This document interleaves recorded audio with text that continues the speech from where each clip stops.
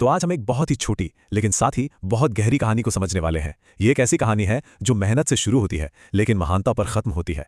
चलिए देखते हैं कैसे। देखिए, हर अच्छी कहानी की तरह ना इसके भी 3 मुख्य हिस्से हैं।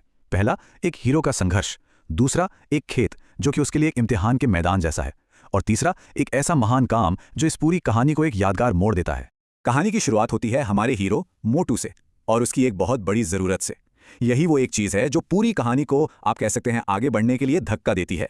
सोचिए, कहानी शुरू होती है एक ऐसे सीन से जहां हमारा हीरो मोटू इतना मजबूर है कि वो रोते रोते एक किसान से काम मांग रहा है। उसे सिर्फ पैसों की नहीं बल्कि एक मौके की तलाश है। और बस यहीं से कहानी को एक मोड़ मिलता है।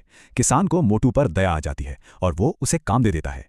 ये देखने में तो एक छोटा सा काम लगता है, लेकिन असल में यही वो पल है जो मोटू के पूरे सफर को मुमकिन बनाता है।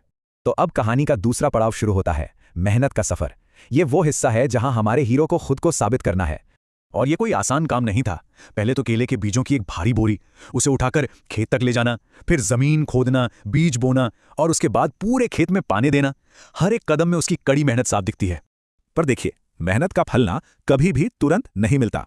कहानी हमें दिखाती है कि कैसे वक्त लगता है। बीज से अंकुर फूटते हैं, फिर पौधे बड़े होते हैं और आखिर में जाकर उन पर फल लगते हैं। ये सब्र का खेल है ना? और अब वो हिस्सा आता है जिसका हम सबको इंतजार था, कामयाबी का फल। चलिए देखते हैं मोटू की सारी मेहनत का सिला क्या मिला।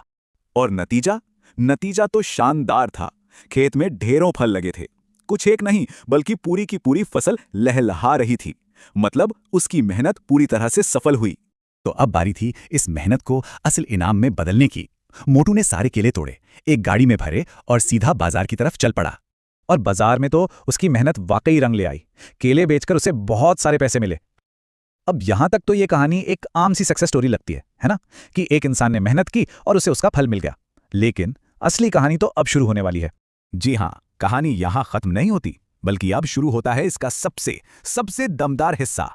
यहीं पर ये एक साधारण कहानी से कुछ बहुत ही खास बन जाती है। यह कहानी में एक ऐसा मोड़ आता है जिसके बारे में किसी ने सोचा भी नहीं होगा। मोटू अपनी सारी कमाई अपने लिए नहीं रखता। वो उन पैसों को लेकर सीधा एक बाल आश्रम पहुंचता है और वहां के गुरु को दे देता है।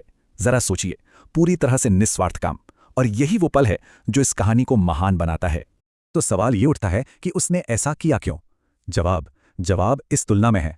एक तरफ मोटू की अपनी जरूरत थी, ठीक है, लेकिन दूसरी तरफ उस आश्रम के सारे बच्चों की जरूरत थी। मोटू का संघर्ष अकेला था, पर उन बच्चों का संघर्ष वो सबका था। और उसने दूसरों की जरूरत को अपनी जरूरत से ऊपर रखा। तो इस कहानी से हमें मिलता क्या है? यह हमें दिखाती है कि कैसे एक कहानी अपनी जरूरत से शुरू होकर दूसरों की सेवा पर खत्म हो सकती है।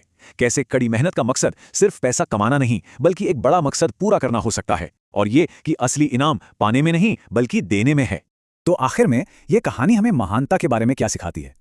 शायद यही कि असली महानता इस बात में नहीं है कि हम कितना कुछ हासिल करते हैं, बल्कि इस बात में है कि जो हमने हासिल किया है उससे हम दूसरों का कितना भला करते हैं।